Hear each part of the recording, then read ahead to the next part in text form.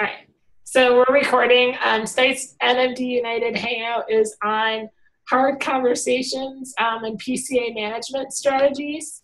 One very, very common theme on Living with MD, our Facebook group, is managing PCAs and having conversations that involve, discipline or hiring, firing, interviewing, all of these things that come up, and conflicts and other people in the house that deal with PCAs. I mean, we hear all kinds of great questions, and so I love Alana's responses to a lot of these questions. I think you really hit the nail on the head, and that's why I asked you to co-host with me, because I can't imagine any other person helping me with this. And so that's why we're here tonight. So I'm Emily. I'm from Austin, Texas, 37 years old, and I have spinal muscular atrophy type 2.95. All right, I'm Alana Terrio. I live in Berkeley, California. I'm 48 years old. I have SMA type 2.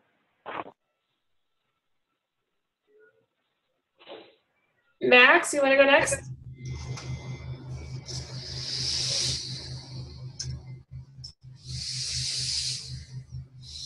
Oh, Max is okay. Yeah, I'm Max McDonald. Oh, sorry. Do you want to go ahead, or should I? Yeah, go, Max. Okay. Well, I'm from Portland, Oregon, and I'm joining the chat because although I'm not in the position of hiring and firing caregivers at the moment. I think that I probably will be in the future, probably within a year to 2 years. And so I'm trying to learn as much about good practices while I can. Excellent. Who wants to go next? Christine? If you can't hear me. Yeah, I can hear you. I can type it out. 5X, I saw you waving. I'm Christine. I'm from Chicago. I have ALS. Okay. And 24/7. Yeah. 24/7 caregivers. Okay. You have a lot of experience, I'm sure, that you can share with us. Yeah, I was also my husband's caregiver for 23 years. So you've been on both sides of this? Yeah. Okay. In my previous life, yep.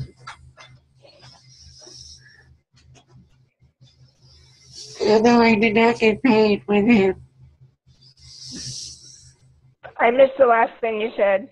She didn't get paid to take care of him, right? Yeah. Okay. Well, thank you for introducing yourself, Christine.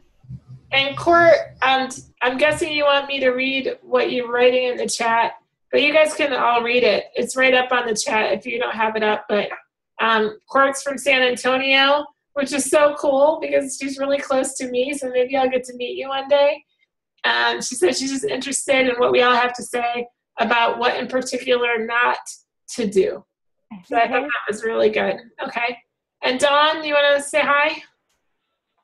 Yes. Hi, everyone. I am Dawn, and I live in Georgia. I like Emily. I liked how you described it. I have SMA 2.95 or something in that neighborhood. I achieved walking with a walker and ASOs, but it was really just for therapy. It wasn't like a, ran or did anything fun like that. But and I'm interested in tonight's conversation because I would like to hear particularly how folks handle the difficult conversations when you ask your caregiver to do something and they really don't want to do it the way you ask them to do it. kind of like responses that you might give that sort of are good management responses, and kind of keep best practices going on, but just help the caregiver understand. I mean, sometimes I feel frustrated and just want to say, because I damn said so. But, you know, I just want to hear people's thoughts on strategies to handle those type situations. Okay. Well, thank you for saying that. Elena, do you wanna throw out your wisdom regarding that first question? Well, I'm fortunate that I haven't had a lot of that in recent times, but over the years, I've certainly had a number of workers who didn't want to do something or didn't want to do something the way I wanted to. And one of the ways that I approach it in trying to stay true to my commitment to this being a team effort, I'll say something like, well, I'm used to doing it this way. I'm open to doing it another way if you tell me what you have in mind. Can we try both ways and then decide how we're going to do it? I try to keep it as collaborative as possible. Do you have a specific example, Dawn? Well, I can't think of one off the top of my head, but I think one of the issues that I face is that I work full time, and so I just don't always have a lot of time to debate the issue. And I think it's helpful to keep it a collaborative spirit. I've said the same thing. Well, you know, I'm always welcome to, or you're always welcome to share your ideas or questions with me. I may not always, you know, agree to do the way you suggested, but, you know, I want to hear your feedback. But the struggle for me is that, you know, I just have a lot going on with my job, and I just don't always have time. There's one caregiver in particular who questions a lot of the decisions that I make. And if every caregiver came in and questioned everything, I would only spend my life sort of explaining the decisions I make, and I just don't have time for that. So I guess I'm kind of wanting to know that sort of short and sweet kind of response to help them just do what I need them to do so that I can move on to my job, but yet I would like to let them know that I do care about their thoughts, and so I don't just seem totally uncaring, like I don't care what they think. Well, and I think you did a really good job of answering your question right there in some respects. I mean, saying to them, hey, look, you know, I don't have time to go and explain why I want it done this way, and I'll be happy to do that when I do have time if you really need to know why. But, and Christine said it, you know, because I said so, and she explained why. But I mean, I don't know if I would say because I said so. I'm just not that's not my personality. But I think it would be, you know, hey, I'm really, really busy right now. I've been doing things this way for a lot of years, and you got to trust me on this one. I need it done this way because this is just how I need it done. And if you really want to talk with me and debate with me about this, can we do this at a different time? Yeah, I try to escalate the type of conversation at an appropriate level. You know, starting with really casual. You know, I'm open to ideas. I like what Emily said, but I don't have a whole lot of time right now. Can we talk about it when I don't have to go to work or when I don't have people coming over? And, you know, that's a pretty casual way of doing it. I mean, it's a pretty low-key, non-confrontational way. And then maybe the next step is, when you have time, is there a reason that you don't want to do it this way? And I think asking them a question and giving them an opportunity to maybe express concerns they have. A lot of times, someone has said, it actually hurts my back to do this way, and I'm worried I'm going to get injured. And God, I really want to hear that from someone. So I'm very glad they told me that. And then we problem solve. But sometimes it's just a personality thing. People just want a question. So then I take it to the next level, and I ask them, if I need to have you do it the way I want, is this going to be a deal breaker for us continuing to work together? So I go from one level to the next level, and then I take it to a much more serious level that's still conversational and gives them an opportunity to negotiate with me versus walking out. And I've never had someone walk out on me. And I also think that, like, and I'm a very, very lenient, not lenient, what's the word? I'm very chill. So when I don't have a whole list of things that I need done exactly the way I want it. I've kind of let go of control over the years, but I do have like probably a handful of things that mean a lot to me. Like there's a certain routine I have and there's certain things I want, but I would say it's like I prioritize. So depending on the task, like there's some battles I'm not going to fight. Like if they want to put, if they want to put my clothes in cold water instead of warm water, or they have a certain way they want to wash something, like if it's not going to be the end of the world, I'm not going to argue it. But if it's like the big stuff, if it's like, I don't know, I'm trying to think of something that I'm really picky about. I'm really picky about the order of operations and how you dress me, because when I roll over to put my brace on, if my pants aren't already on, my knees smash together and it hurts. Like that would be a thing. I'm pretty picky about a lot of the steps in order of operation, or because there are so many steps, I try to stick to the same order because otherwise things get forgotten. Right.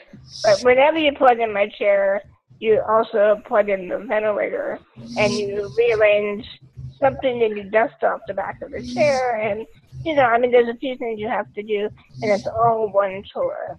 And I am picky about it. Mm-hmm. Yeah, I think there's certain things that I'm much more picky about than other things. There are certain tasks I won't ask certain people to do because I know they'll screw it up. So I'll choose the people that I know are good at that particular thing.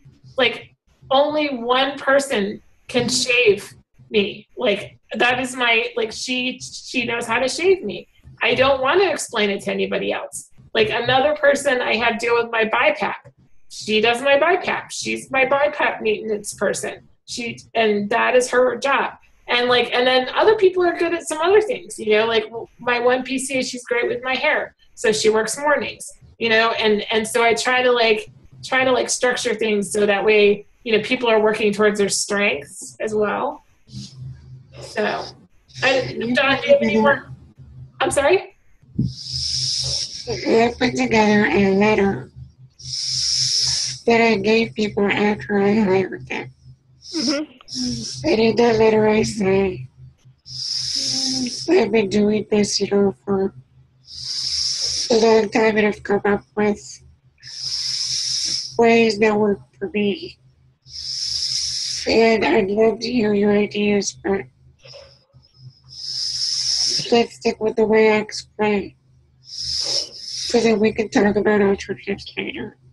Right. Especially at the training phase, I try to remind them that this is how I do it. Now, the situation I had with one of my caregivers, it was just like a really nice, silly, stupid situation. And she said that, well, it's kind of personal, but I had a Viking piece of skin on my face. Let's get a piece of Viking skin on my face. I'm missing the last thing. Yeah, I'm missing it too. I was trying to see if I could catch it, and then I was missing. I'm sorry, Christine. That's okay. Let me write it out. Okay. Thank you. Hey, I noticed, is that Nancy in the 512? Yes. Hey, Nancy. Hi. I was struggling with the computer, so I opted for the phone. Well, that's awesome. So you can't see us though, right? You can only hear us? Yeah. Okay. Well, you're talking to Emily. Yeah, I know that. And Alana is here, and Max McDonald is here. Christine is here. Court from San Antonio is here, and Dawn from close to Atlanta, right, Dawn? Yes. Cool. And she's here as well. And so, Nancy, do you want to introduce yourself? Because I don't think people know what a badass you are yet. So you should totally introduce. Nancy Crozer from Texas, retired, sort of, involved in a lot of advocacy for personal attendance and wages and training and retention and recruitment. So I spent the day at the Senate trying to get wages up. So that's my thing. Nancy is involved with a consumer-directed services work group. She is appointed by the Director of Health and Human Services. I was in it for a little while, but I had to back out because of my job duties. So I've been trying to carry the torch a little bit, Nancy. I try. I know. Anyway, so Nancy, is there any questions that you have that you want to bring up or issues that you think we should address tonight?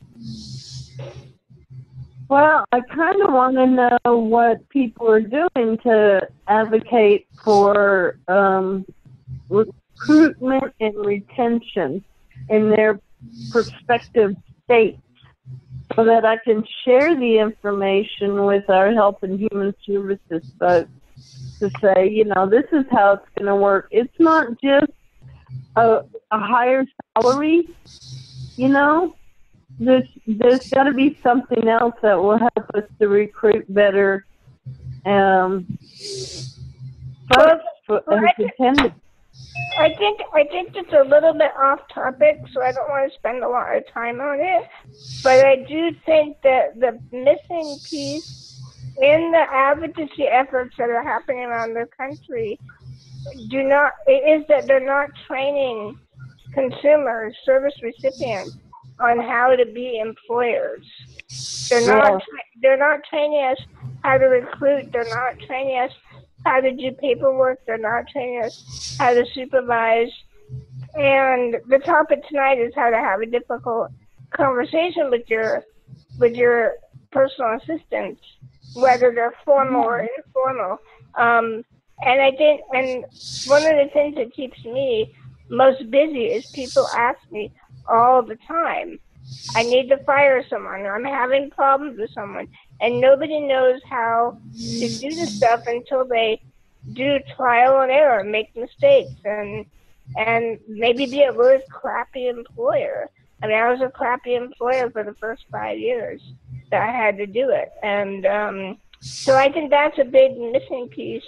SEIU, which is the biggest attendant union around the country, is trying to get state funding to train workers. The trainings suck. They're pretty rudimentary, and nobody's putting money into training consumers how to be employers. So that's probably the biggest advocacy thing that I think needs to happen. And I see nothing happening in that arena. Well, I'm glad to hear that, because that I haven't heard before. I would agree with that. I think if you look at Living with MD and the questions, I mean, a majority of questions that we get have to do with management and the lack of experience at that, and this kind of fear of it, because it's daunting, you know. It's like, okay, you have this great opportunity to hire your people and to bring them in and manage things and take control of your life, but we're not going to show you how to do that. Like, you know, we're not going to explain to you how that works or what that looks like or or like, you know, conflicts and recruiting itself. It's like, I love that Berkeley, don't you guys have a backup thing where if your PCs don't show up, you can call a number and somebody will come out and help you? Is that? We have 24/7 medication. Yeah. See, and every single city should have programs like that set up.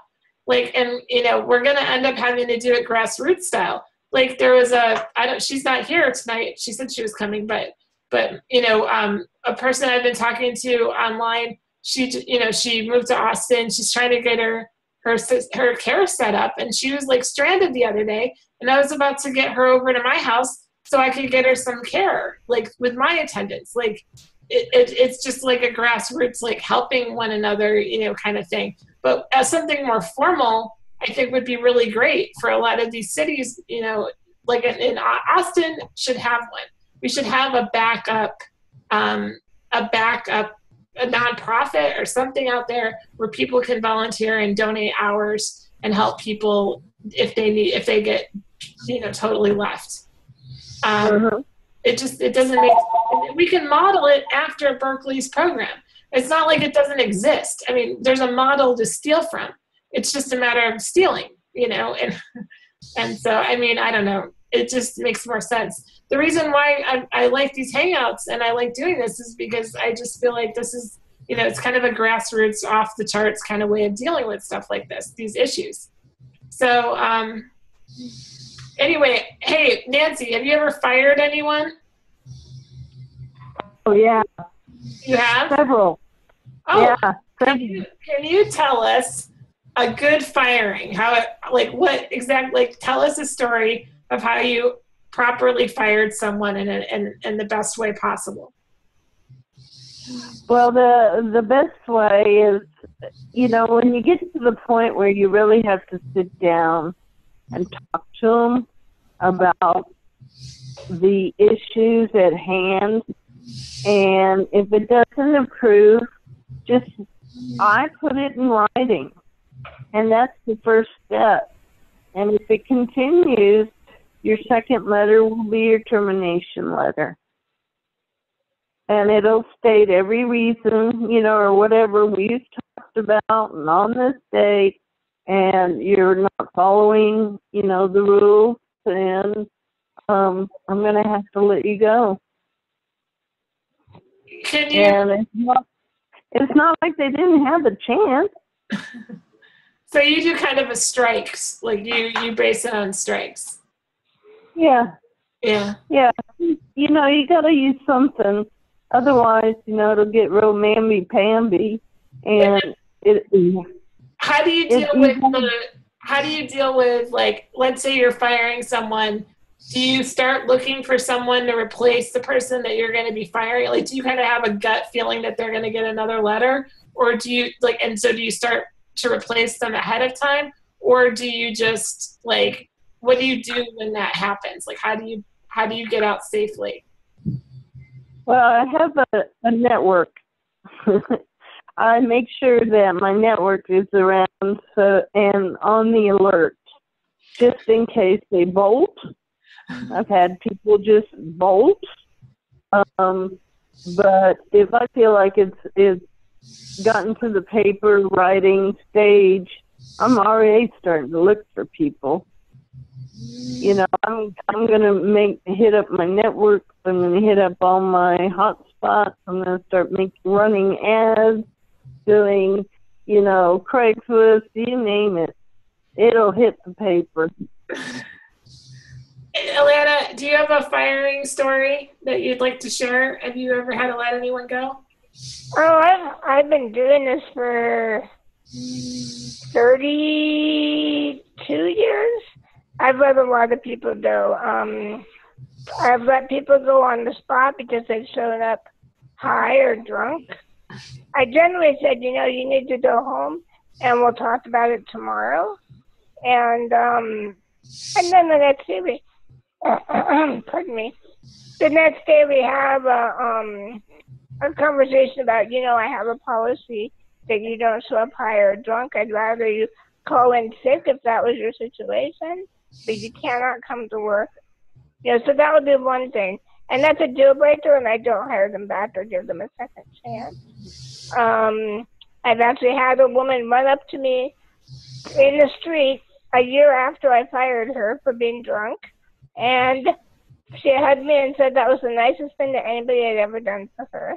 It was because she said it really got her into the treatment program that her partner had been trying to convince her she needed. It was a little reality check for her. The more difficult ones are when someone's generally doing a pretty good job, but there's an attitude problem, or there's just constant messing up of little things, or some disrespect or disregard of a process that needs to happen. And I'm not as formal as Nancy is.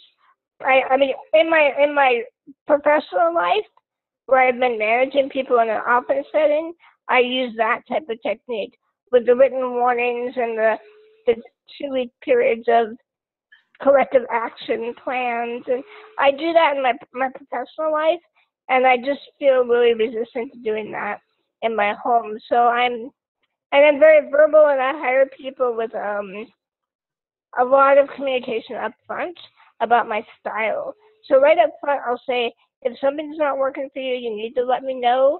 If you're uncomfortable, if you're frustrated, whatever. And if the minute I sense reluctance to do something or someone not being happy about being here, I just ask them up front, you seem like you don't really want to be here, or you've got one foot out the door 10 minutes after your shift starts. What's going on? And I'll have that level of conversation with them pretty early in the game. And usually it either solves the problem or it gives them permission to resign, and with a timeline of 2 weeks notice or 3 weeks notice. I've almost always been able to do it that way. It seems like they're not happy here often means they have a shift that's not working for them. And I'll say, okay, I've got an opening coming up in 2 months. Can you hang in there for 2 months and we'll shift you to the mornings? And usually people are really happy because I've listened to them, I've paid attention to what they need, and as long as they can hold on for a little while longer, I can shuffle their schedule. Or some people don't feel comfortable with certain duties. I'll say, okay, thanks for letting me know. Let me switch this to something. Let me have somebody else do this thing that you're not comfortable with. So that's worked out really well. The most difficult thing, excuse me, is when someone's afraid that I'm going to be mad at them if they want to quit. And it's happened more often than not, and it's happened with the younger people more than the older people. They're so afraid that my feelings are going to be hurt. And part of the perspective, I think part of it is they don't really think about, I've been doing this for over 30 years. If my feelings are hurt every time somebody resigns, I'd just be a little puddle of goo. I would never be able to get through my day. So I bring it up for them, and I start the conversation. Oh, what are you planning on doing? Are you wanting to go to school, or are you looking for a different job? Is this just not fun? Are you bored? Giving them permission to say what's going wrong really goes a long way. I've only had one adversarial termination probably in the last 8 years or so, with someone who did not understand why I fired him, even though I was able to demonstrate to him that he had been late 8 out of 16 days that he showed up for work. And when I say late, I mean 20 to 45 minutes late. He was really late. And I said, this is absolutely unacceptable. And I hired someone else before I fired him. I hired a temp, and he told me 3 times in tears, begging for his job back. And that was really painful. He was a sweet guy. He was not reliable. He worked for another disabled person full time. And that person was honestly his bigger priority. And that's just how it is in this work. You have someone that you do most of the time with, they decide to, and you've worked with them for a long time, they're a bigger priority, and it just wasn't working for us. Mm-hmm. So him crying and begging for his job back was very heartbreaking. And we still run into each other in public, and he still won't look at me or talk to me. But it's okay. It's okay. That was about 6 years ago, 7 years ago. I wanted to just read, Christine wrote an example about how she had a small piece of dried skin on her face. She asked her attendant to pull it off. The attendant refused and said she wouldn't do anything that was going to hurt her. She tried to explain that the risk was on her, the consumer, not the attendant. Christine said, she wasn't asking her to put vodka in her G tube, but if she did ask her to do that, she'd expect her PCA to put vodka in her G tube, and the PCA didn't agree, and they had a semi-good conversation about how her refusal strips my dignity, which I thought that's a really nice way to put it, strips my dignity. It's very hard to have someone as an adult look at you and treat you like you're a child or that you're not competent enough to make your own decisions. That's very hurtful, and it makes you feel very powerless. And the last thing you want to do is have your power taken away from you. We have so much already that we have to, we're already kind of behind in a lot of ways as far as strength and power goes. And so to have someone take our sense of control away is very kind of traumatizing at times. I have never had to have honestly, I'll be honest, I've never had to fire anyone. I've had very, very great experiences with my PCAs over the years. But I did have one experience when I was younger, when I was about, I want to say 19. I was working at a summer camp, and I was a project director at a camp for kids with disabilities, and I was getting paid $250 a week. And instead of taking that money and giving it to myself, I was so afraid of losing my SSI that I gave that money I had them pay my attendant. So I stayed at the camp all week, and I had an attendant that was basically working for me, but I was working for the camp. It was kind of a twisted situation. And so the girl that was helping me all summer, she was my only person, and I was giving her my paycheck every week. And she was horrible to me. She would say things to me like, if I knew you outside of this camp, I would never even talk to you. Or she would ask me really demeaning questions about my body, and and she asked me if I got my period and if my body worked like other people's bodies. And she was just really insensitive, and she was mean to me. She told me I had to go to bed at 9 o'clock. And I just remember she just took away a lot of my feelings of power. She accused me of being a junk food junkie. She's just mean to me all the time. And I got really upset. And I remember I called my dad and I said, Dad, I'm done with this job. I'm done giving her my paycheck. I want to come home. I don't want to work anymore. I'm over it. And my dad was like, you're not coming home. And I was like, what do you mean? He's like, no, you're not coming home. You're not quitting your job because of this person. You're gonna stay with this girl. And I was like, I can't handle her. And he's like, well, then you're gonna have to tell her. You're gonna have to talk to her and work this out because you're not coming home. He was forcing me to be at this camp all summer. So I remember I went in and I said to her, I am not a dish. I am not a dish that you can just wash and leave and resent and put in the little, dish drying rack and walk away. I said, I am a person. I have feelings. You talk to me horribly. And I remember I just went off, and I just told her, I said, I'm ready to quit this job. I'm ready to, and quitting this job, you'll be fired. And I said, and I don't want to leave this job, but you're putting me in this position. And so she apologized, and she was like, I think we can figure out a way to work it out. And so she was civil to me for the rest of the summer. And, we managed. We didn't like each other, but we managed. And at the end of the summer, we parted ways and never spoke to each other ever again. But I remember being my father forcing me to have that conversation, and he refused to let me quit. And he said, if you quit, you're letting her win, and you can't let her win. You've got to go in there and defend yourself. And I remember thinking to myself that, we're not a dish. We're not like, people can hate their jobs, but they can't hate this job. They can't. If they do, it's not going to go well. So, anyway, sorry. That was so.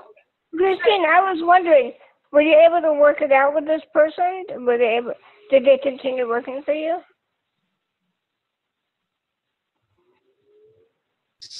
Yes. Good. But she's one that I'm constantly thinking, well, maybe this isn't working. She has a hard time hearing me when I talk loud. Wait, I'm not hearing. She has a hard time, what? Hearing me. Responding when I call her. Oh, okay. I hear. Kind of bullshit. Can you tell me what she said? I'm sorry. She has a hard time. She has a hard time responding when she calls. She doesn't hear her very well. Oh, okay. But I don't have that problem with my other caregivers. Mm-hmm. So it sounds like you don't know if you're being ignored or what. Well, yeah, I don't know. I don't think she's ignoring, but I told her that this is only a problem with her, and we need to find a way to resolve it. But it keeps moving. I think also when she said that she was so afraid to hurt you, I think that some people are really scared of that. And I don't know if they had past trauma where maybe they were helping someone and they really did injure someone. One of my best friends dropped me. 2010. She got me up in the morning. I was giving her some extra hours, and some hours because she didn't have a job, and she dropped me and I broke my leg. And she was a disaster after that. Like she was so afraid of me. Like she was so afraid to hurt me. And so sometimes I think when you end up with, in a situation with the PCA where they're afraid to hurt you like that, where she's afraid to pull that dead skin off, it's like some people are gonna, like my attendant Nemo, she'll toss me around. Like she doesn't fear hurting me because she hasn't, and she's never really done any major damage, but she'll kind of be rougher with me because she knows what I can take. And so there's some people that are just like so gentle, they don't want to get in it. Mm-hmm. I find at first most people are too gentle, right? But I have to kind of break them in. Can you say that? But I missed that. Oh, she just said that it's okay, but sometimes people are so gentle that you have to kind of break them in. Like you have to kind of, like teach them your tolerance. Yeah. Yeah. So Dawn, do you feel like we helped answer that question, I guess, from earlier and just in our conversation so far? I don't know if Dawn's yeah, there. Yeah, I'm here. I just was unmuting my phone. Yeah, I think that was helpful. And I did think of a specific example. I don't know if that would help, but so I've have a situation with a caregiver. So my caregivers go with me to my job every day. They drive me to my job, and I live so far from the job. Essentially, they have to work the entire day with me. It's not where I can just schedule them on, to come in at a certain time. They have to pretty much come, take me, drive me to work, help me, with my needs throughout the day, and then, drive me back home, and then help me with my shower and get me into bed and all that good stuff. But anyway, so this is an issue with a caregiver who I really find her, frankly, to be a bit lazy, if I can just be blunt. She always tries to cut corners with anything that I ask her to do. But so I have a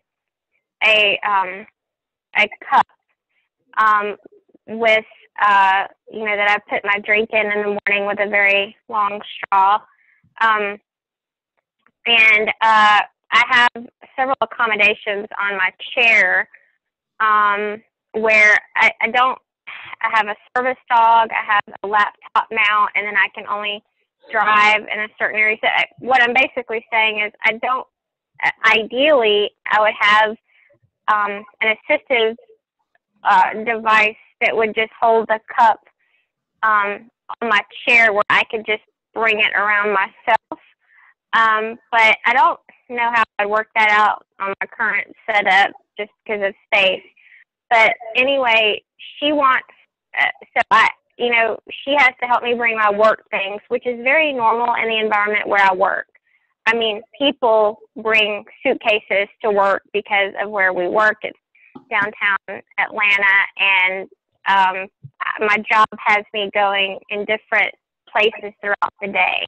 So I kind of have to, and I have to ask them to help me bring my things like other people do.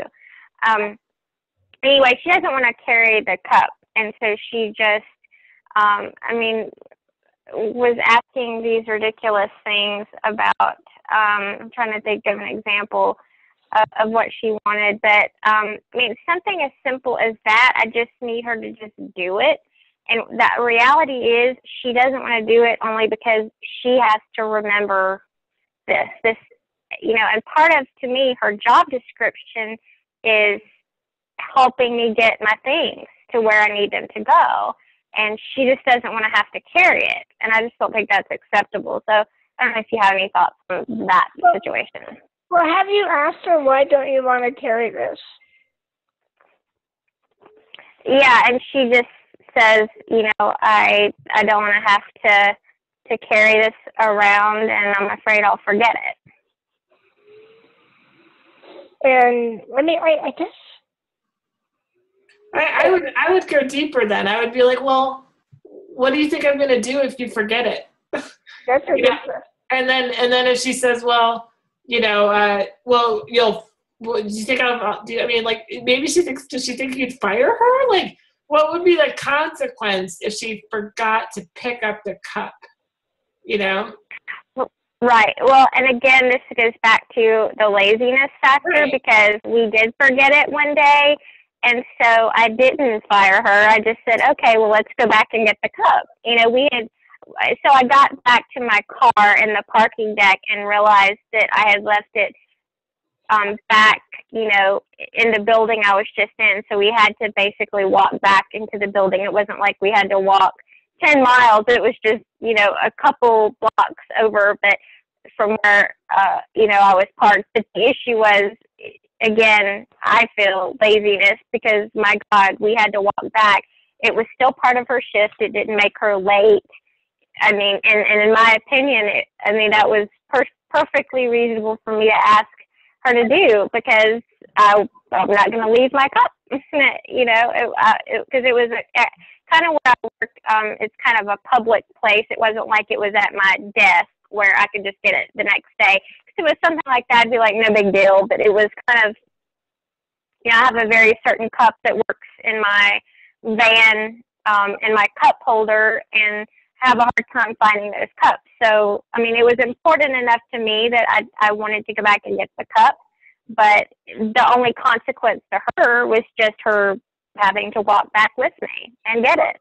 Well, one thing that occurs to me, and I don't know if this will be helpful to you, but when I start feeling things about someone who's working with me, for instance, if I'm starting to say someone's lazy or they're flaky or when my impression about them and the quality of their work starts getting negative, I actually start thinking about trying to find someone new. Because if I'm having that attitude about them, it's going to come through in how I communicate with them, how I interact with them, what I expect of them. And often I tend to allow the behavior to happen more because I just don't want to deal with the problem.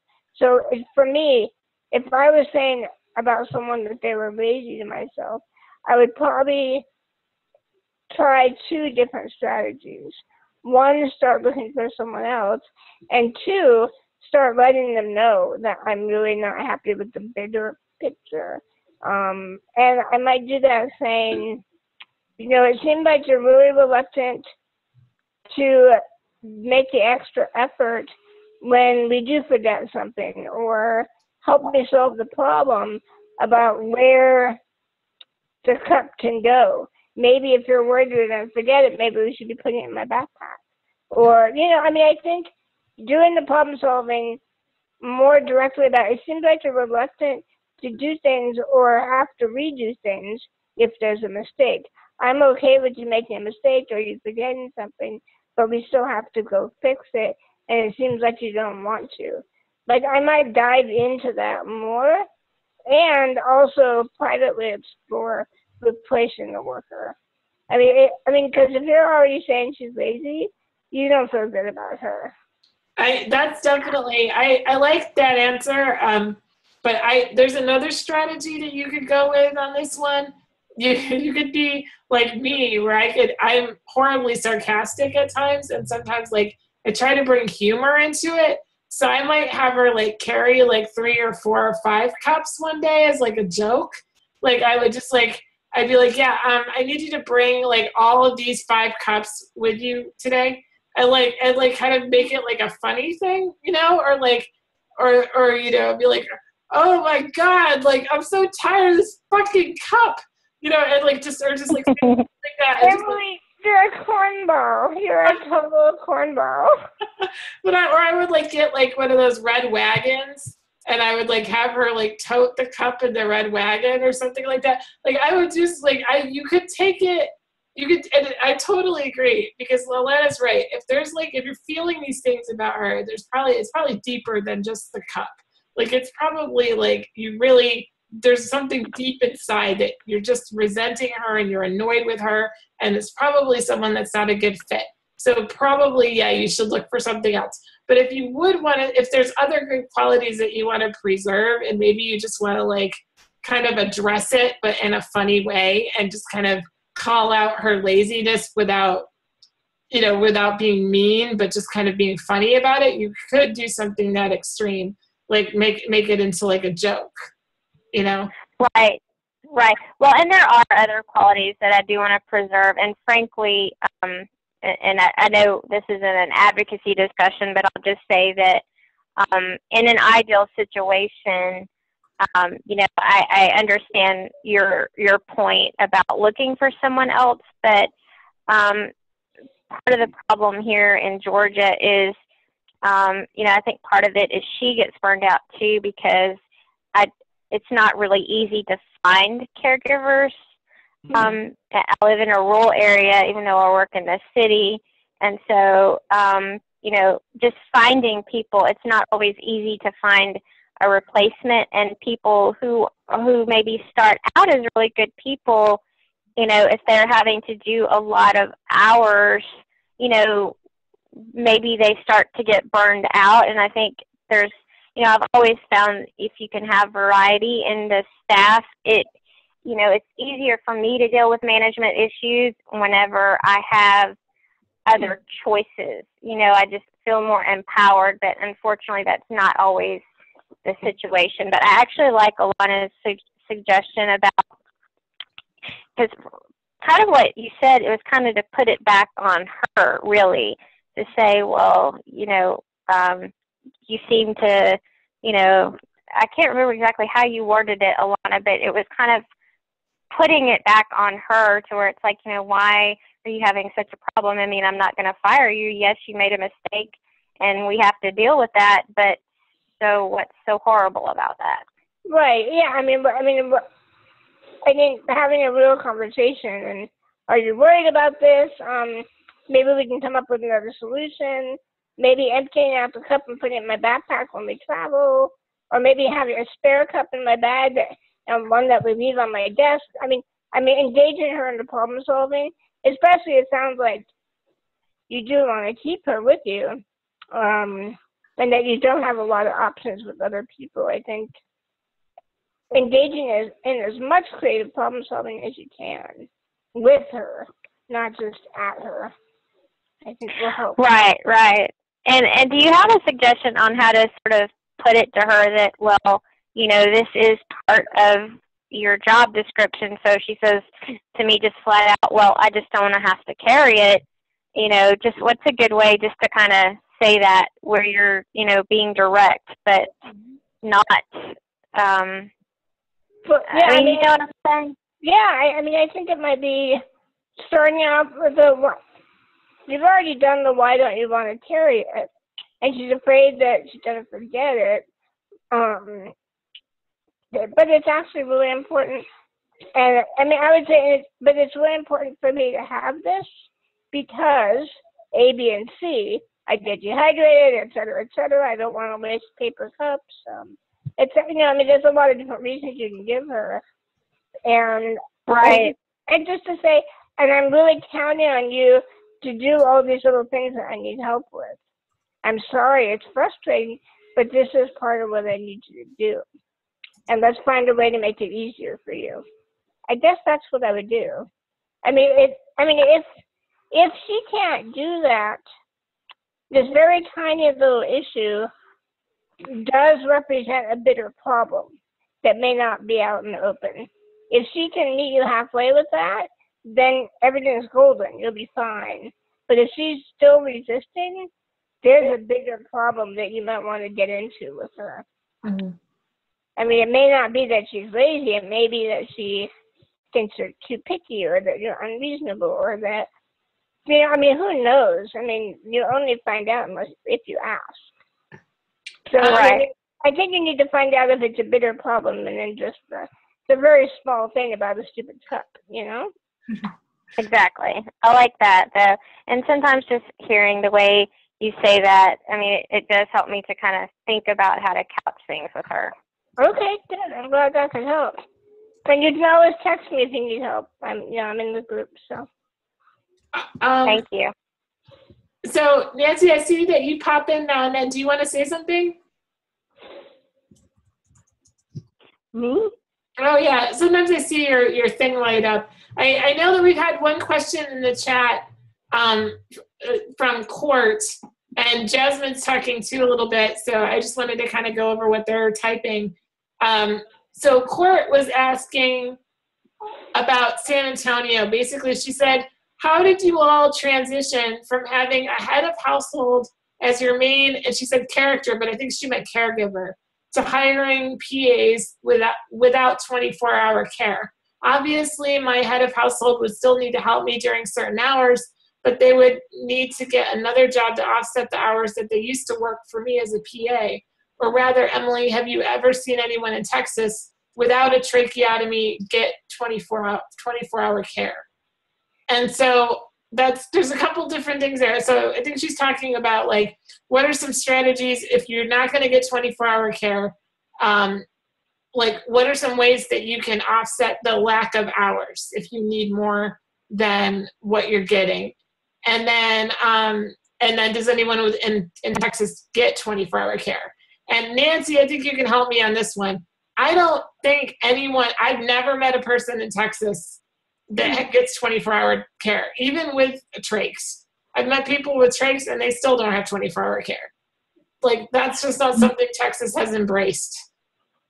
Am I right? The reason part of this doesn't get funded is because of the high medical approach. You know, they all have their liability issues. And so it should be something, quote unquote, that should be under nursing home care. Right. So we do not want that. So If there is like an independent living center or somewhere you can go, you know, during the day while people are around, in the event that something occurs, you know, at least you're around people. I told her roommates. I've always had roommates. I like living with people. So I feel more comforted to know that if anything were to happen, I have a roommate or two to fall back on if I need it. But I mean, honestly, I get 43 hours a week, which isn't much. It's roughly 6 hours a day. And I break it, and then I've just always been able to figure it out. It's a challenge. It really is. You have to be very creative about it. And it's sad because they look at you, the more you need, the less they feel like you should be independent in your community. So like if I ask for more hours, then obviously why am I working? Why am I in the community? If it's like you can't have it both ways. You either have to, if you get 24 hours, you have to be in a nursing home and being like completely disabled 100%, or you get way less than that because that's how, that's why you're independent or whatever. Like you can't, they don't seem to like understand that it can be combined. Is Vicki on the line or in the chat? No, Vicky's not online or in the chat. Okay. She might know more on that. She's got quite the system set up. But she doesn't have 24-hour care. And I remember in another page, she was very adamant and said that she feels that people that get 24-hour care are, basically it's not necessary. So what? It was quite an argument. Now I still don't really need 24-hour care. I am on a vent, but I don't use it twice. But I've watched a lot of people here in California. We don't have the same funding problems. People are able to get 24-hour care no matter what their medical needs are. It takes a long time to get it, but we do have access to it. But I still see people, particularly people with disabilities, teaming up in subsidized housing. For example, two people who need to use personal assistance getting a Section 8 certificate for a 3-bedroom apartment and having an attendant in the 3rd bedroom who's that backup person in addition to whatever hours that they can get. I mean, in that scenario, it's still really important that that live-in person has 2 full days and nights off a week, that they can go, they can do things and not worry, and they have a pull-out couch for whoever's staying overnight to make sure everybody's okay. In some scenarios, it's worked very well for both the disabled roommates to have a high level of care needs, and in other situations, it's been better if one has a high level of care need and the other one has a lower level of care need. I've also seen disabled people providing care for their partners. Nick Dupre in New York has his partner who's also disabled, and she's their backup, and she's able to suction him if he needs it, or help with the ventilator if something goes down. So a lot of creative roommate configurations are often the way to do it, and realizing that maybe people with disabilities are the better choice for a roommate than just non-disabled roommates, where it can create a very strange dependency kind of relationship. So I think really thinking about what you're asking of people and making sure that everybody has the time off that they need. Also, I went to college at Edinburgh University of Pennsylvania. It's up in Pennsylvania, obviously, and it's in the snow belt, and it's a total shithole, but it has 24-hour care in the dorms.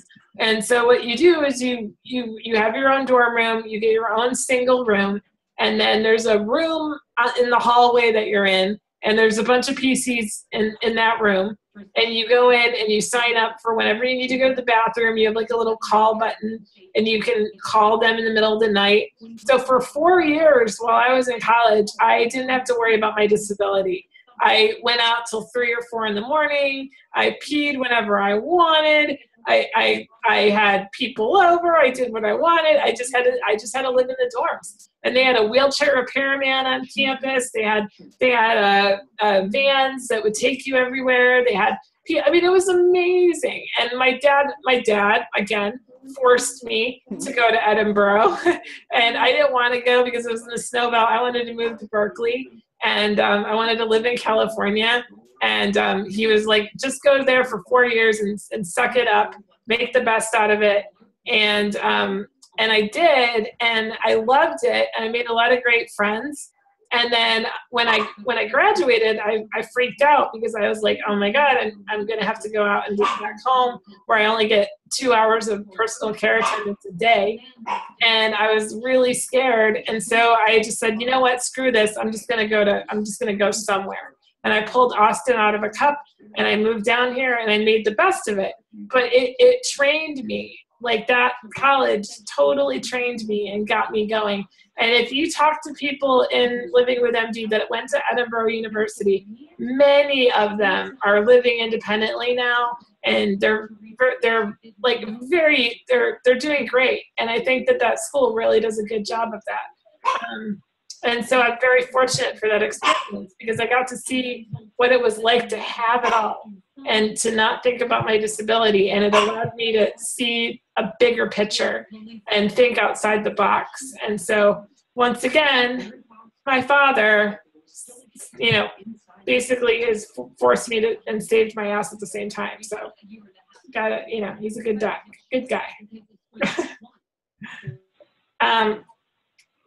Anyway, anybody have any other questions that they want to bring up? Or Jasmine, I know you were talking about, I don't know, you were talking about, I've been told I'm too specific. Do you want to kind of elaborate on that? Yeah.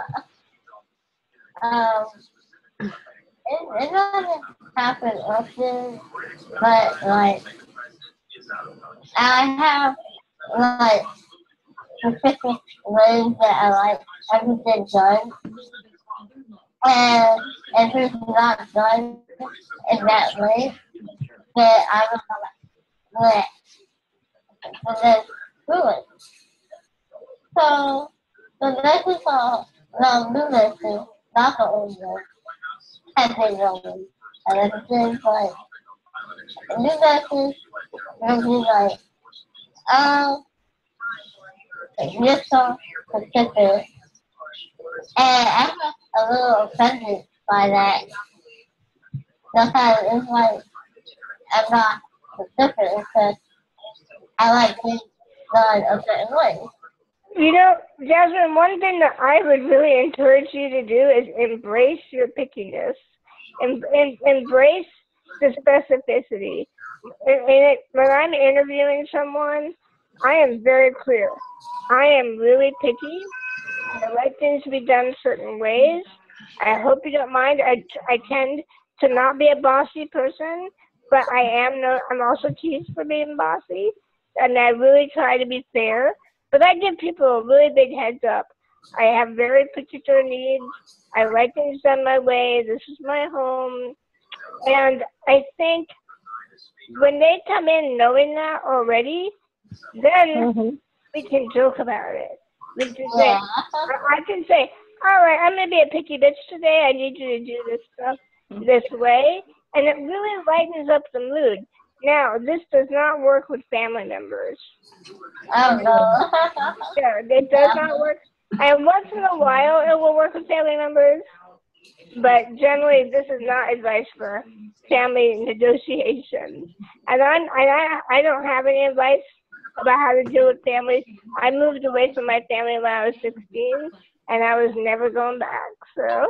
Well, and I think, honestly, I think that PCA management also is the younger you get the younger it happens to you, the younger you start doing it, the easier it is. I think that, you know, I haven't lived at home with my parents since I was, 18. I went to that college, which, was perfect and helpful and everything. But then after I got it, every summer I had to work at that camp, and where I had to I wasn't allowed to stay at home. So I was forced into managing stuff very young. And I think that was really, really important for me.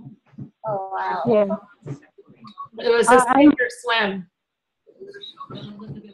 Yeah, this is Nancy. I agree. There was a lot of pushing and shoving into the situation of having to work with attendants and not go home. But I'm glad they did. Because every time I hire a person, there's something new on my list that I didn't see, that I found out, okay, we're putting this on the list because I have a job description. I mean, I treat it like a business because I'd rather have the attendant as my employee than a friend. Only because that's where we get soft. And when I go to the point of where, I'm teetering between, I think I'm going to have to let them go, or they're teetering on the fact that they want to leave the job, it becomes a very emotional thing. But in the long run, it's a business. And I would rather keep them as a friend than as an employee. And I've got lots of friends. I wanted, what was it? Oh, shoot. It left me. Oh, I hate when my thoughts leave me. Oh,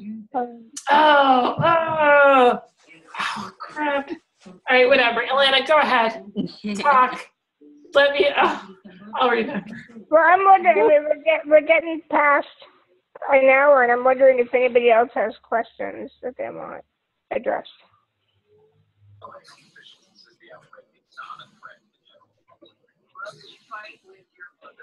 Okay, no questions from court. Max, do you have any questions? No, I don't. I've really enjoyed the discussion, though. It's been great. I think it's been a really good discussion. Yeah, I really had, I wanted to talk about this. One thing that I have found that was kind of one of the hardest I've done it twice now, but some of the hardest things I've ever had to do is have a PCA that's also a second language learner. My attendant, Nemo, who's been with me 15 years, when she started working with me, she had very limited English. She's from Ethiopia and Somalia. And so she was her English or vocabulary was very limited. And right now I'm working with a woman who speaks Spanish. She's a Mexican woman. And she's 50 something years old, and she's not about to learn English. She's kind of over that whole thing. So it's weird because I don't speak Spanish, and I don't speak Somalian, and I don't speak Amharic, and I do have training as a teacher of a second language. So I kind of have some strategies on how to teach. So I've been really having to use my teaching skills. But one thing I value, and one thing we don't have debates.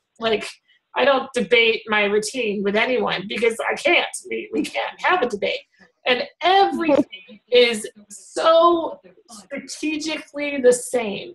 So every morning, I wake up in the same way. I sit up in the same way. I get, and because everything has to be exactly the same, because if any change in the routine happens, I can't explain it. So I had a girl that was my attendant that she spoke Spanish.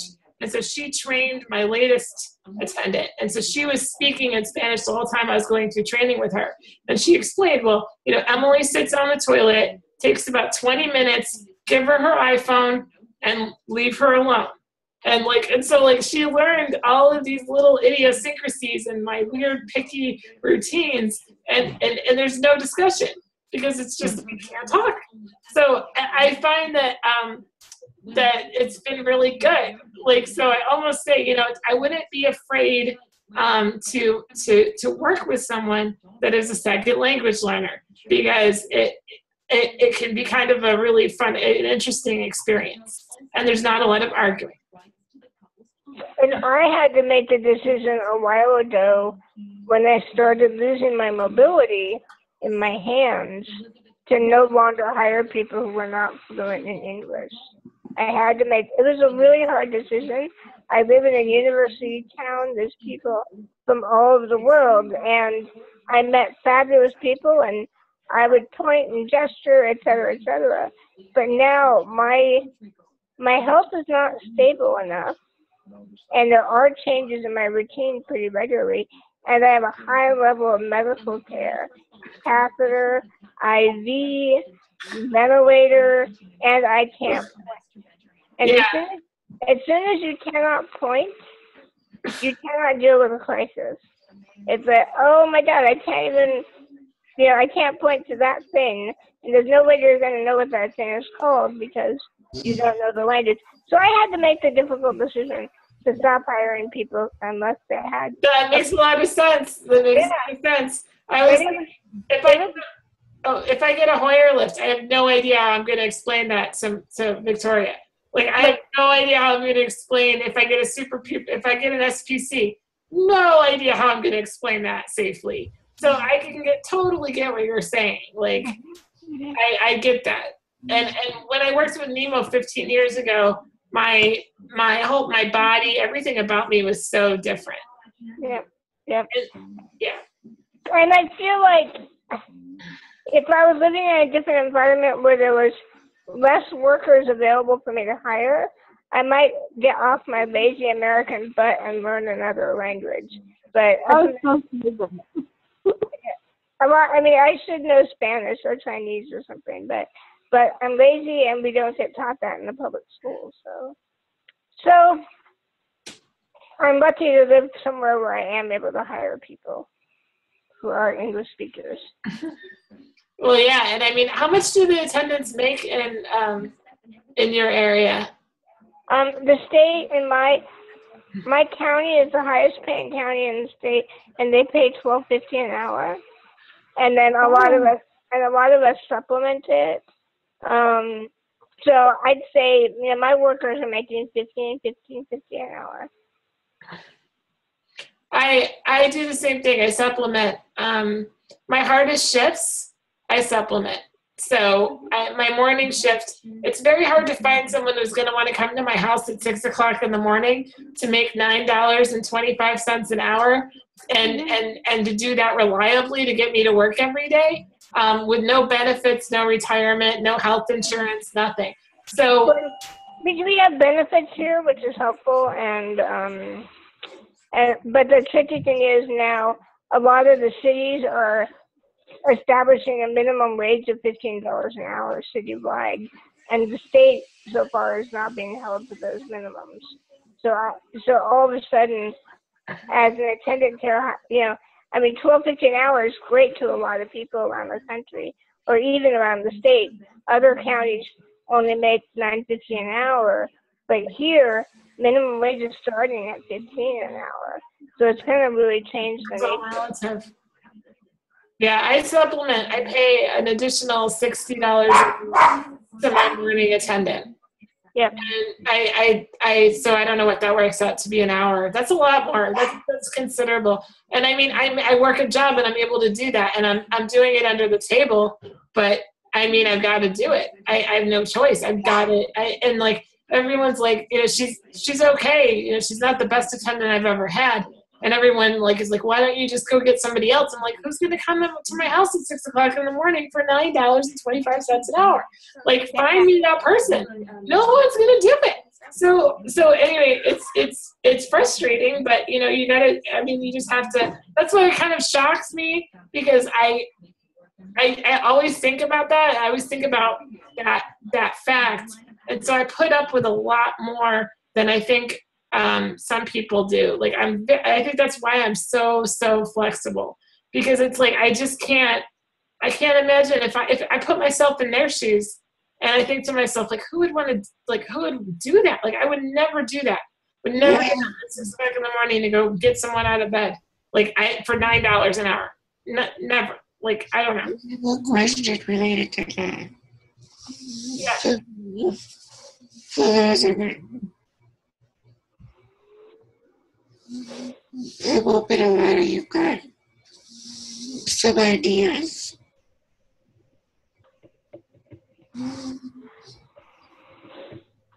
Can you read that up, please? Yeah. Okay. Oh yeah. Go ahead, Delana. All right. Christine wrote, because it is so exhausting and so many unknowns to find and train someone new, I have tended to keep people longer or put up with little stuff which adds up, and I don't know when to say when. How do you know when it's time to start over? For me, it's when the negative starts to outweigh the positive. And depending on what's going on in my life, when I'm sick, I'm much less likely to want to try and hire somebody. So I balance that in. So I just weigh the pros and cons. And if there are more pros than cons, it's usually okay. But every pro, every con has a different weight. If I'm dreading the so and so's shift to come to work, that's when I know it's time. If I'm dreading, it's like, oh no, I have to deal with this person. That's when it's time to either take corrective action or let them go. The personal dread. That's how I've known when I needed to quit jobs. That, oh God, I have to go in, I don't want to go, and that's when I know it's time to start looking for another job. So it's the same strategy. Well, not so much now, but I've kind of dealt with that in the past, like just finding myself at a faster heartbeat and more levels of stress when certain people are working. And so when I noticed that, I really questioned myself, well, what's going on and what needs to be addressed, because obviously something needs to be addressed. Exactly. And Max, what you say about the higher levels of stress, I notice all of a sudden I turn into a bigger control freak. Yeah, me too. Don't move my foot that way. Ow, ow, ooh, ee, ah. And I notice I'm getting more tense, so everything's hurting. I flinch before they touch me, even though they're not hurting me. I don't ever let people work for me who hurt me, but even when they're moving me, I'm apprehensive, and it's not because they're doing anything wrong. It's because I don't want them to touch me because I don't like them or I'm pissed at them, or so I pay attention to my body. I do, yeah. I start to kind of I'm doing that right now a lot right now with my morning attendant. Nemo is my go-to. Nemo's been with me forever. And so I start to like want her to fill in. Like so if Victoria gets a little sick, like if she sneezes, I'm like, are you gonna call off? Do I need to call Nemo? Do I need to get Nemo in here? Like I really don't want her to come. But it's like I just have to like there are mornings where it's really frustrating, and I just have to kind of like take a deep breath and like just kind of it's amazing how smart we have to become to manage to do this. Like it's amazing how introspective and how intrapersonal we have to it's our skill set in this department is probably greater than you could ever even imagine. Like the therapy we put ourselves through and the communication strategies that we have is like I can't imagine anyone else being able to do this as well. Like, I mean, I don't know. I just feel I have to be very proud of myself, because there are times where I really want to quit and I have to like psych myself into a place where I can keep doing this and not let it get to me. And I think it's really important to recognize our successes and recognize when we're really good at this. But as an employer, we also really need to always ask, how can I do this better? I mean, I've been doing this for over 30 years, and there are still things I can do better. But Nancy, you were talking about some of the more professional job-like strategies you use, more formal contracts or formal letters of disciplinary action and things like that. And that's always on my back burner. Like, I know that at some point that might be a better way for me to do it. And I have done it in the past. And right now what I'm doing is working very well for me. But certain situations might change. So I always have to be on top of it. How can I do it better?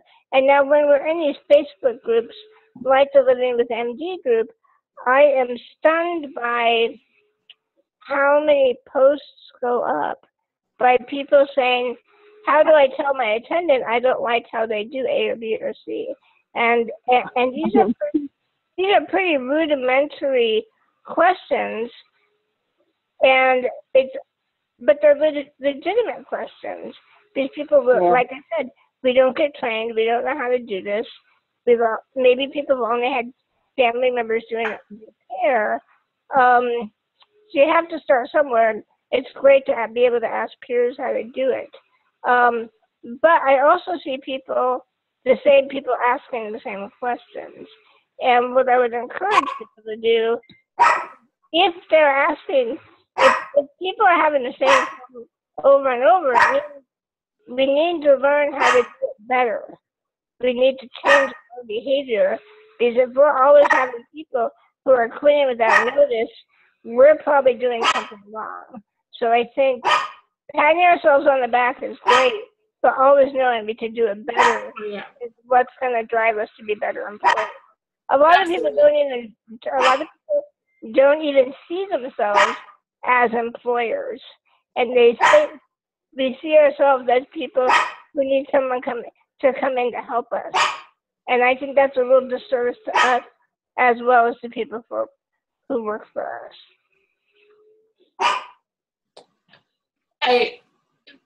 Nancy, do you want to talk a little bit about the PACT and the support for attendance that's out there in our city? Just because I think, I don't know, I don't want to say, sometimes I get a little bit scared that there's a lot of almost like slaver mentality going on with some of the management that's going like in the group. I noticed that there's some folks that just kind of seem to think that their PCAs are almost like a slave, and I worry about that, and the valuing of the employee and and kind of putting yourself in their shoes kind of thing. I don't see that a lot, and I was listening to what Alana was saying, and sorry, I did it again.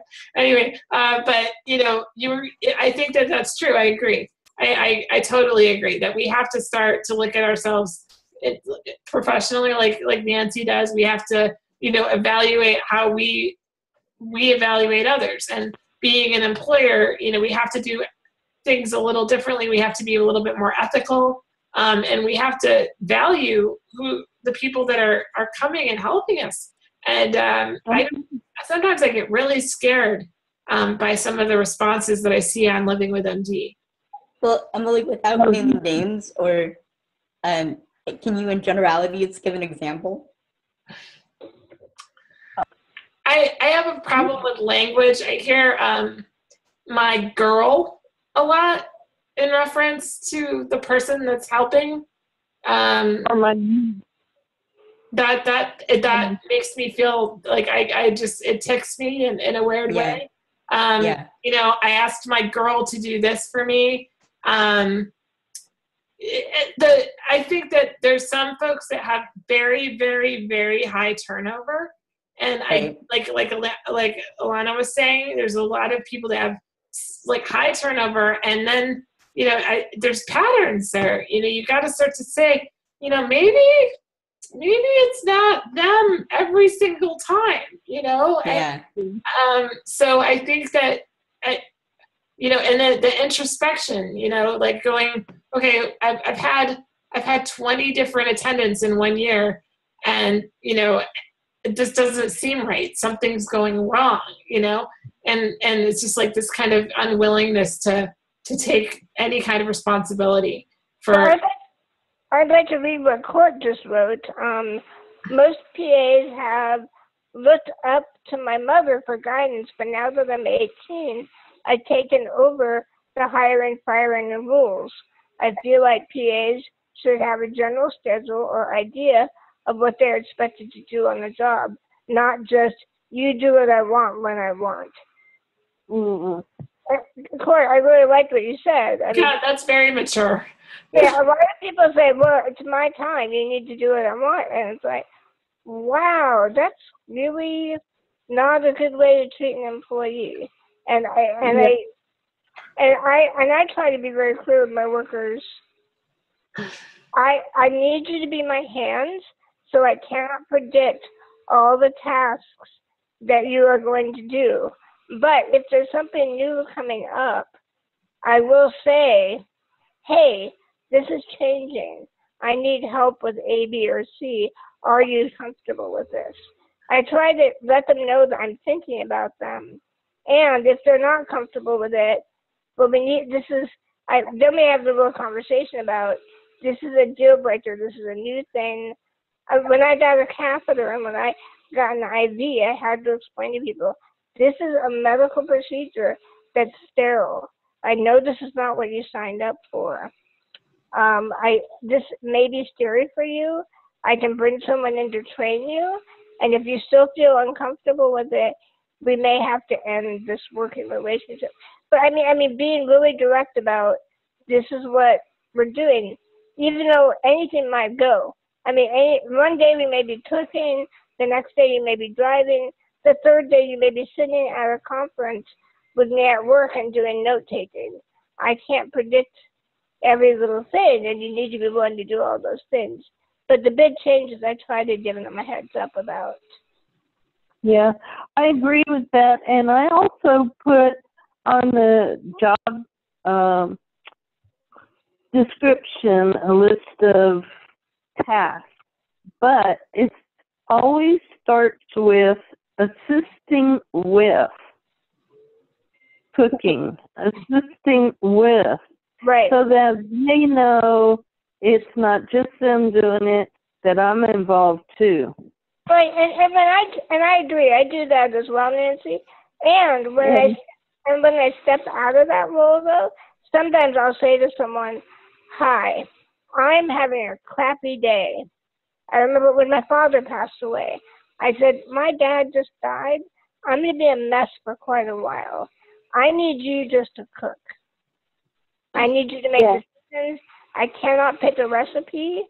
I will give you ingredients and general guidelines, but please just do it." And so again, up front, being clear about what's changing. Yeah.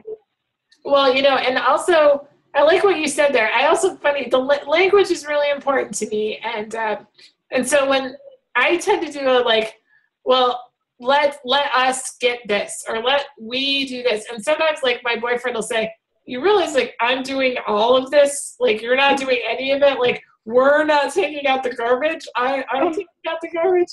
But it's this kind of, and what's the word? It's kind of the control freak in me that puts me involved in all the activities. So, so I'm like, well, we're going to wash the floor, and then we're going to, I'm and it's really, it's kind of strange. But my language is very different. And it's, I guess it's subconscious. It's like a subconscious change. I just want to be part of it. And so I just insert myself into the pronoun or whatever. It's very strange, but, well, I do the same thing actually, and I've had people, if you will, call me on it, not really confrontationally, but just to comment, I'll say, "Can you please help me pick up the pen that's on the floor?" And that, well, I'm doing it. I'm doing all of that task. So how are you helping with that? So yeah. Or there's also the I always do. Can you do me a favor? Or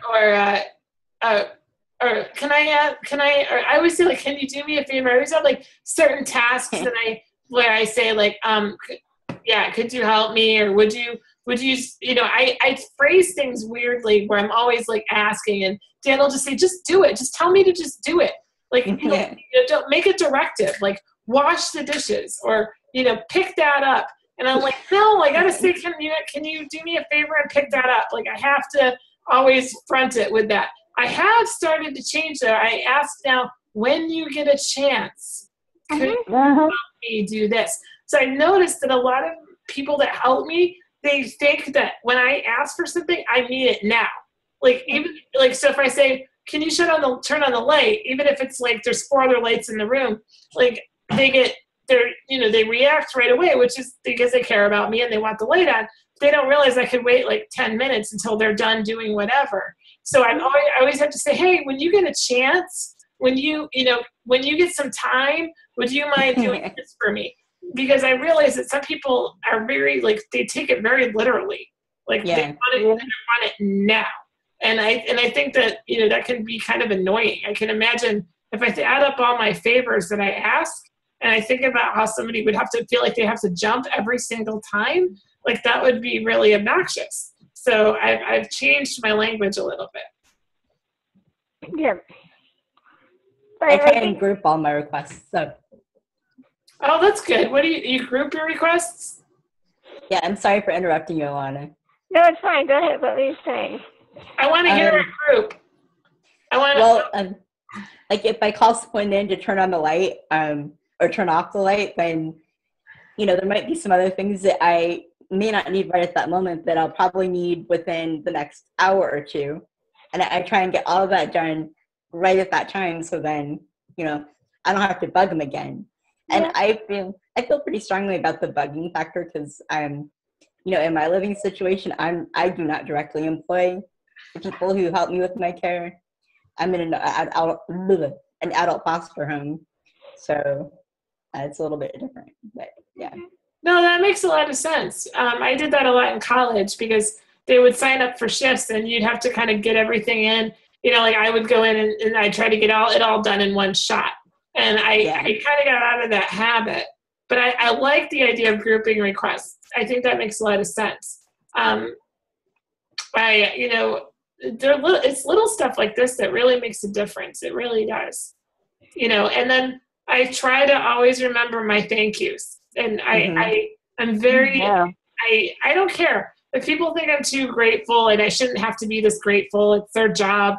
I don't care. Like, I need to say, I'm always going to try to use my manners. I'm always going to say, could you do me a favor? I know it sounds annoying, but that's just how I am. Yeah, I think go ahead. I was thinking that myself today. I said, I grew up where you said please and thank you. And so I hear a lot of stuff from other consumers where they're like, get me water. And I'm like, whatever happened to please and thank you? Yeah. Yeah.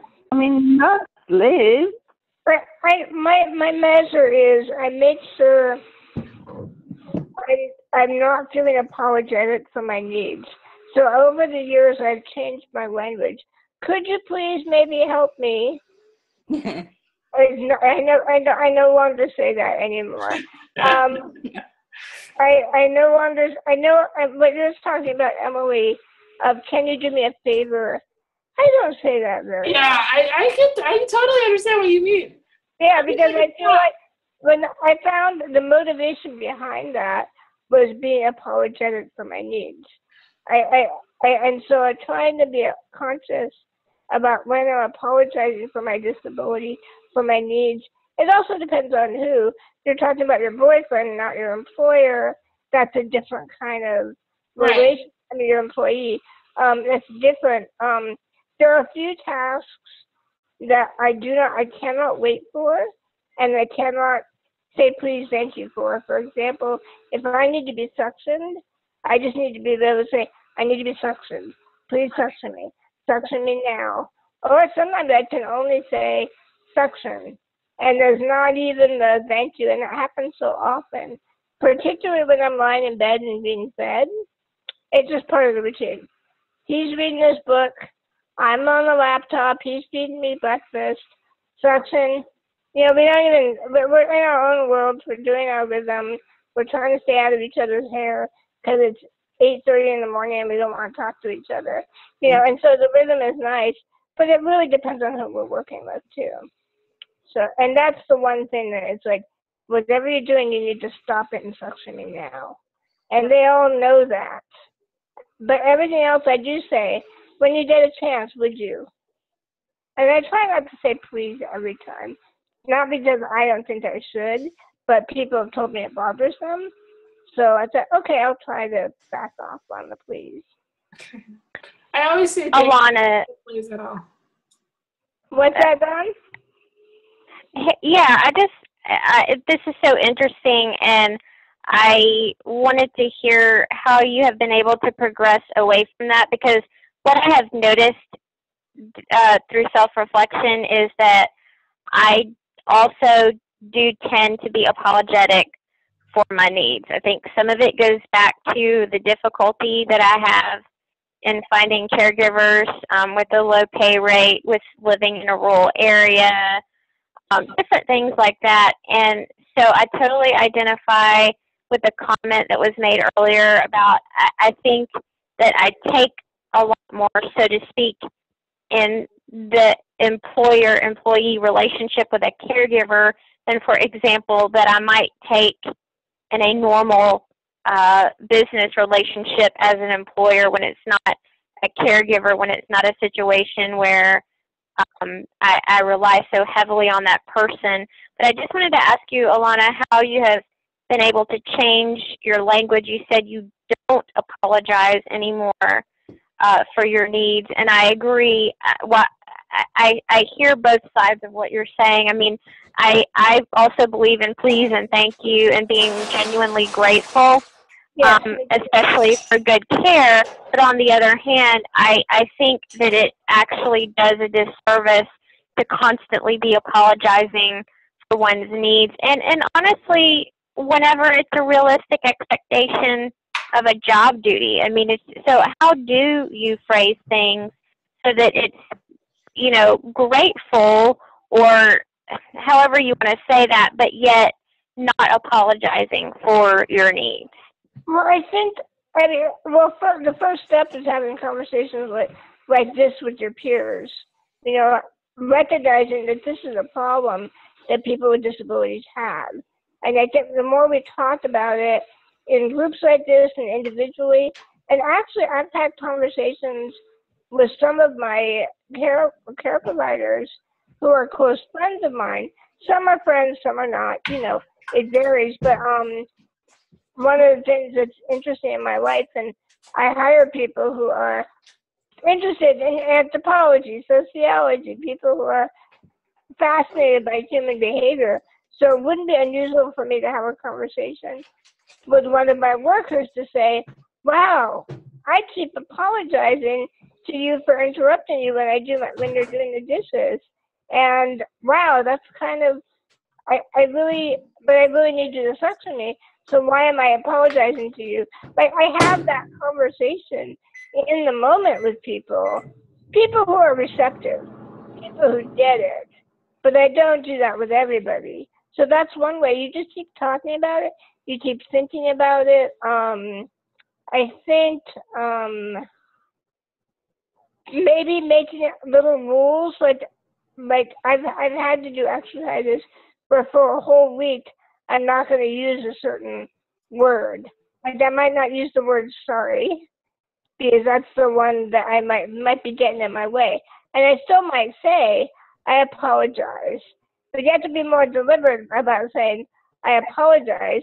And it's something that you might say more deliberately in a situation that merits that you apologize. The grateful part would be, thank you. Everything went really well today. It's the end of the shift. And I want you that, I really appreciate it, especially blah, blah, blah.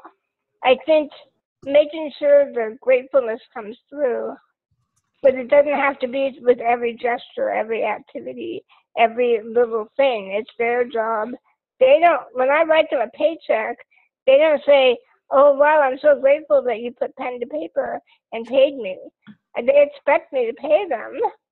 So, you know, keeping that in perspective, just thinking about it. I mean, Dawn, it's a really hard process. And it needs to be deliberate, and you need to be gentle with yourself about it and not feel bad that maybe you're saying I'm sorry too often, or please too often, or thank you too mindlessly. But being mindful when you say thank you versus saying thank you every time somebody does something, it becomes meaningless. So mindfulness is really important. And by all means, I'm still working on this. This is not a done deal. It's not something I've accomplished. I've just gotten pretty good at it. Right. I really am. I'm loving this hangout so much. I just want to say that. One thing I don't know. We're hitting about an hour and 45 minutes. So I have to eat dinner. I'm starving. Yeah. No. It's okay. I think this is a good conversation. I think it should definitely be continued. I just wanted to mention a couple of things tonight before we close up. First of all, in the chat, there's a link to a Hangout feedback form. And so I would love it if you could fill that out and let me know what you thought of it. And so, because we're using that for our documentation and, you know, our reporting, so we can possibly grants and stuff like that. Another thing, let me think what else.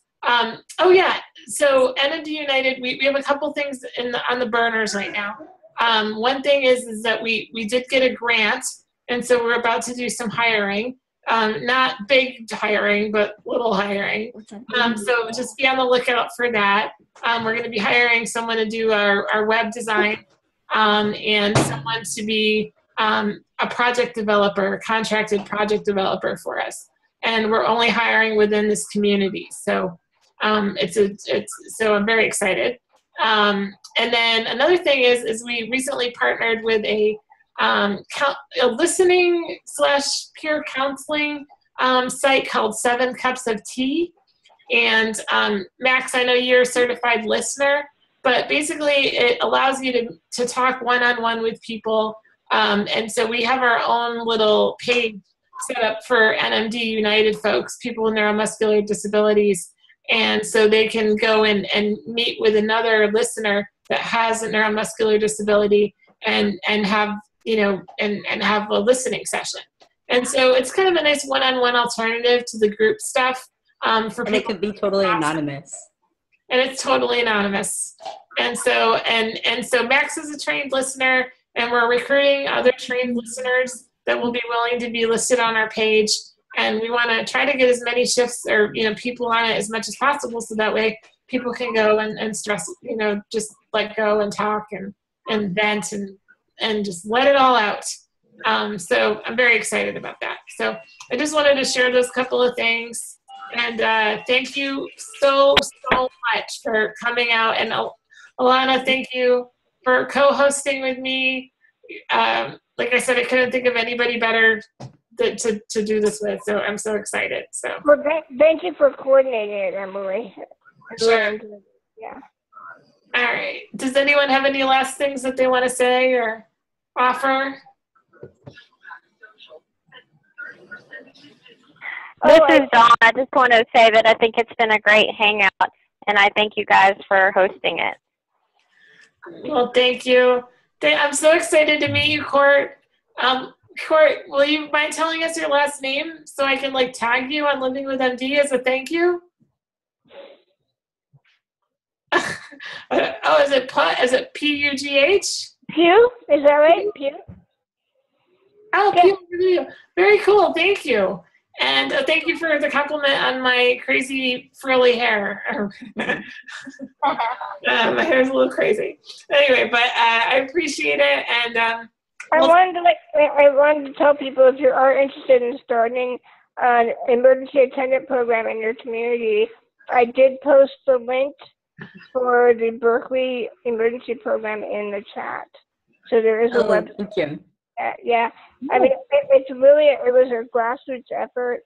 The way we justified the funding is we approached the city and did an analysis of how many paramedic runs were actually attendant care needs. And they were able to realize that a $450 paramedic run to help somebody get off the floor made more sense to send an attendant out instead. I mean, yeah, there's a lot of disabled people here, so it was a shift of funding for the city to spend less money on emergency paramedics and then much less on attendant care. Wow, that's fabulous. Anthony, you hear that? Yeah. Wow. Good idea. All right. All right, guys. All right. All right. Well, take care, everybody. Thank you. Thank you. Thank you very much. Bye. Good night. Good night, Christine. Good night, Dawn. Good night, Cora. Good night, Jasmine. Bye. Good night. Good night, everyone.